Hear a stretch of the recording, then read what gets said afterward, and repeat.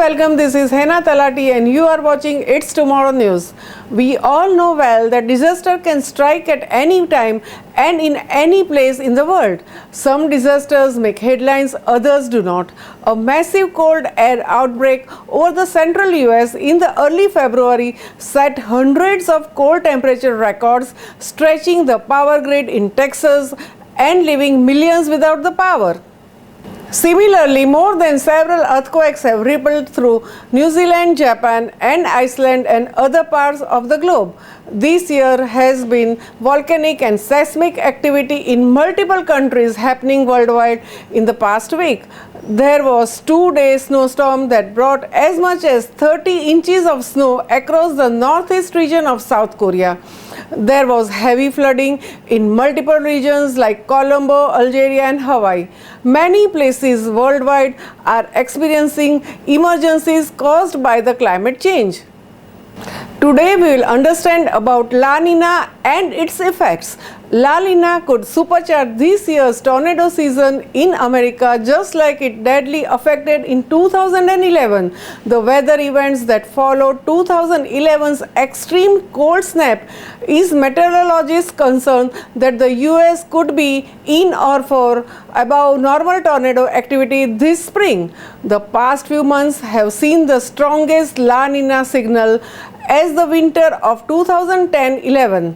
Severe weather conditions is really a collection of several short weather events and it anticipates harsh events at long lead times which can be usually tricky.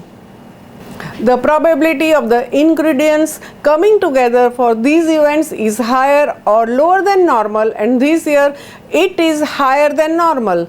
To paint a picture of what the coming weeks to months weather may look like, forecasters look at La Nina and other global climate and weather patterns such as Arctic oscillations to craft what are called sub-seasonal forecasts. During La Nina, stronger temperature differences tend to develop between hot and humid air in the southern America and cooler, drier air in North America. This sets up faster jet stream that can drive severe weather outbreaks. The faster the jet stream holds all the potential for stronger storm systems and severe weather, La Nina and its counterpart El Nino can play a significant role in the position of jet stream, temperature and precipitation of patterns over the US, and all these play a role in the formation of severe weather. The El Nino or La Nina conditions in winter months can be used to help pinpoint the tornado frequency during the peak of the severe storm system in the spring. A tornado is rapidly rotating column of air extending from the thunderstorm to the surface of the earth. The flow of warm humid air from Gulf of Mexico increases in strength during the springs that follow La Nina, which produces the fuel needed to form the storms. The stronger flow increases the low-level wind shear that also favors formation of tornadoes and hailstorms. Globe has watched during the last month the historic winter storms in northern hemisphere, and this can be referenced to the cold outbreak back in the 2011 that set record cold temperatures and brought snow and ice in America. Ironically, 2021 is shaping up to the very similar to 2011. Both the years involve a moderate La Nina and both have had historic winter storms. If this trend continues, we could be in for the historic tornado season. The spring of 2011 was the costliest tornado season on record. The month of April alone saw 875 confirmed tornadoes. Two major tornado events brought catastrophic damage to the cities of Joplin, Missouri and Alabama. The remarkable tornado season of 2011 was the deadliest in the modern times with over 550 fatalities, which was second only to 1925's total of 794 tornado deaths. We have with us the video of 2011 tornado in US, which brought nearly $3 billion direct damages. Every year, there is a potential for severe weather outbreaks that can lead to large tornado outbreaks. But the sheer volume of tornadoes, strong tornadoes, and tornadoes that hit large cities in the spring of 2011 after a La Nina winter is significant.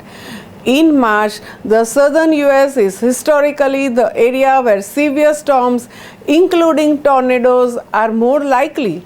As northern hemisphere begins to warm, the bullseye for tornadoes will shift west into the central US and eventually north into the northern plains.